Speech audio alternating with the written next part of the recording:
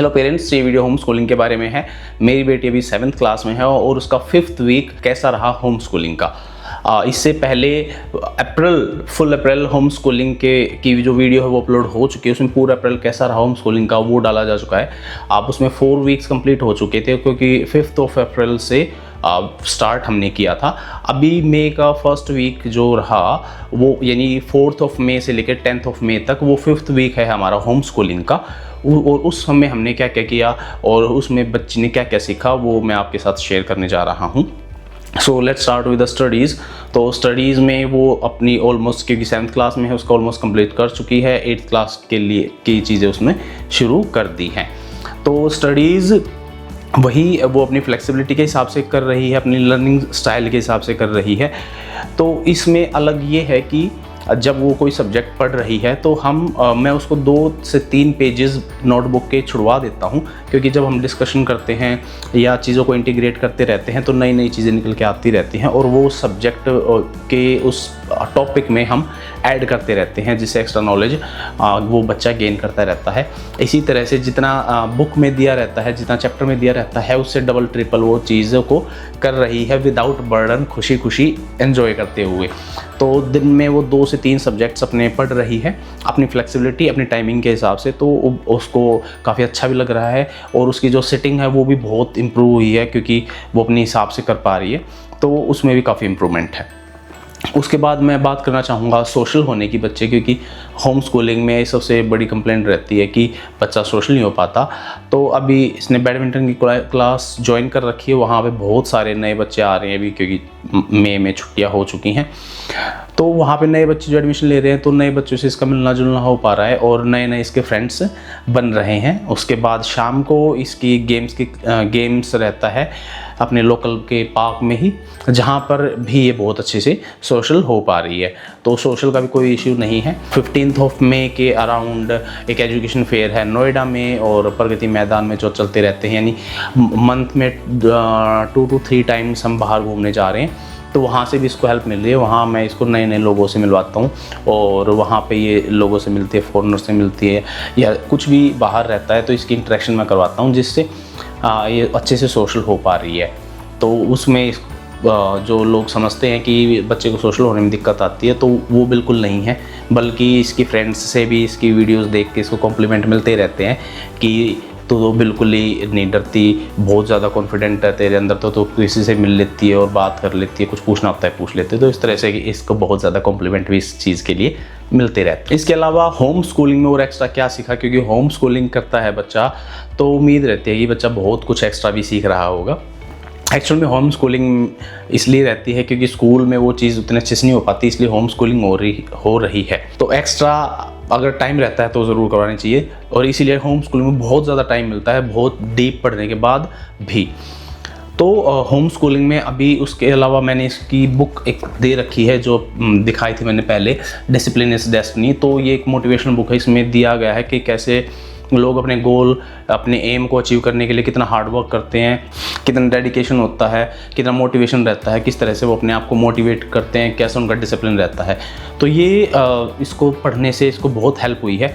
Even जैसे जब ये खेलती है तो ये मेरे को बताती है कि मेरा उस टाइम मोटिवेशन टूट गया था और मेरा बिल्कुल भी करने का मन नहीं था, और फिर मैंने वो स्टोरी उसकी याद आई, वो मैंने सोची और फिर मैंने अपने आप को मोटिवेट किया और फिर मैंने उसको कंप्लीट कर दिया टास्क को। तो इस तरह से काफ़ी मज़ा आता है सुनने में कि बच्चे को किस तरह से ये हेल्प कर रही है। तो ये जो बुक है ये बच्चे को रेफरेंस देती हैं, क्योंकि हमारे ह्यूमन साइकोलॉजी के जो मैक्सिमम डिसीजन रहते हैं वो रेफरेंसेस पे ही, एग्जांपल्स पे ही सेट रहते हैं। तो इसको रेफरेंस मिलता है कि कैसे किसी गोल को, एम को अचीव करने के लिए कितना हार्डवर्क करना पड़ता है, कितना डेडिकेटेड रहना पड़ता है उस चीज़ के लिए।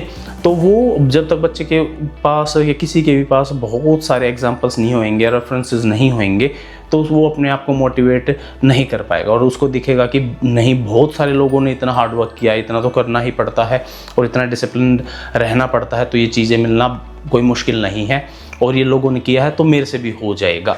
तो उस चीज़ में बहुत ज़्यादा हेल्प मिलती है। सेकंड, इसको इस चीज़ का बहुत अच्छा बेनिफिट ये मिला है कि जब ये अपने फ्रेंड्स के साथ होती है तो वो जब डिमोटिवेट होते हैं या इसको लगता है कि उनको ज़रूरत है, तो ये उनको स्टोरी सुनाती है। तो वहाँ से इसके अंदर जो या बच्चे के अंदर लीडरशिप क्वालिटीज़ भी डेवलप होती हैं। और जब बच्चों को कोई ऐसी सिचुएशन में कोई मोटिवेट करता है तो बच्चों का फ्रेंडशिप भी बहुत अच्छी होती है। इससे बच्चा अपने आप को भी समझ पाता है कि ओके मैं इस लेवल पे चीज़ों को कर सकता हूँ।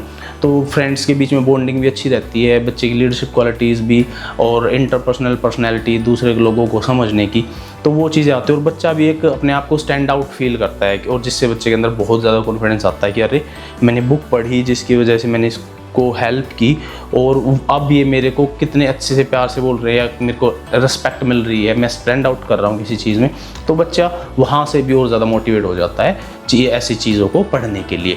तो चीज़ें इस तरह से काम करती हैं, बस आपको ज़रूरत है एक बार स्टार्ट करने की। और ये घर पर भी जब ये स्टोरी सुनाते हैं, क्योंकि मैंने इसको टास्क दे रखा है जो भी पढ़े घर में किसी ना किसी एक को बताना है, समझाना है, तो वहाँ पर भी ये अपनी प्रैक्टिस भी कर लेती है और इसको मज़ा भी आता है कि जो ये कर रही है उसका रिवॉर्ड कह लो या फिर इसको जो अप्रिशिएशन मिलता है तो उसको मज़ा आ रहा है बच्चे को वो चीज़ें करने में, उसको एक्स्ट्रा बर्डन नहीं लग रहा है, वो उस चीज़ों को एंजॉय कर पा रही है सारी सिनेरियोज़ के एक्टिविटीज़ के थ्रू।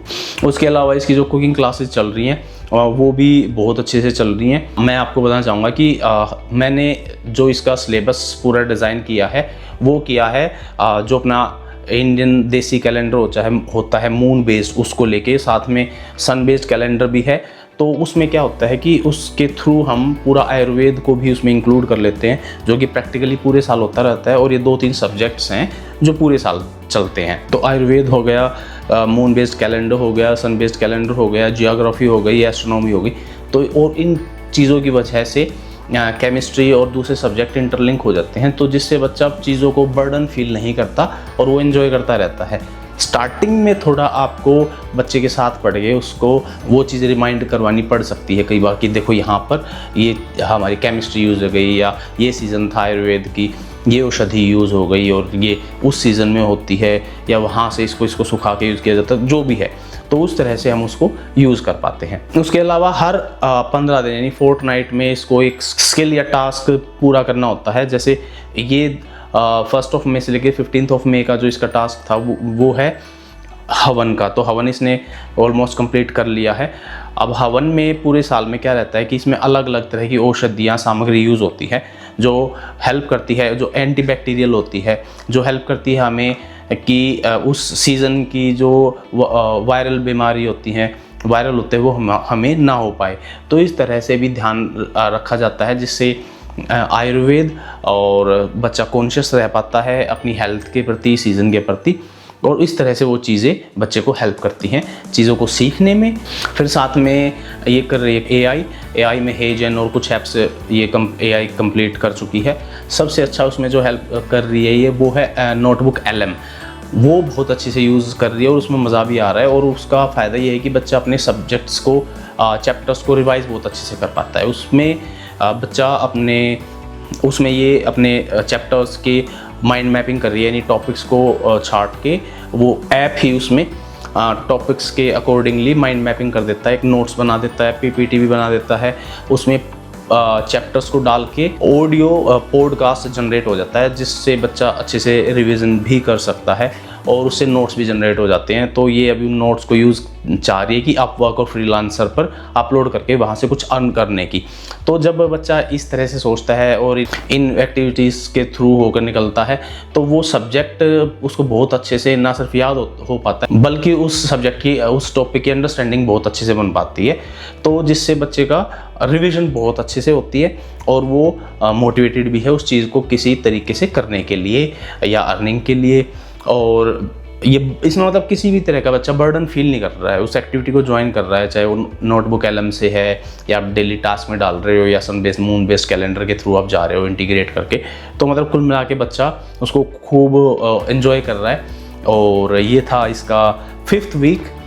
तो इस तरह से हमारा वीक रहा और काफ़ी कुछ सीखा और पूरे वीक में बिल्कुल ये नहीं लगा कि कभी भी कि बर्डन है या फिर वो एंजॉय नहीं कर पा रही है। तो बहुत स्मूथली ये वीक निकला हमारा। और मिलते हैं नेक्स्ट वीडियो में। अगर आपको वीडियो अच्छी लगी तो आप लाइक सब्सक्राइब भी कर सकते हैं। Thank you.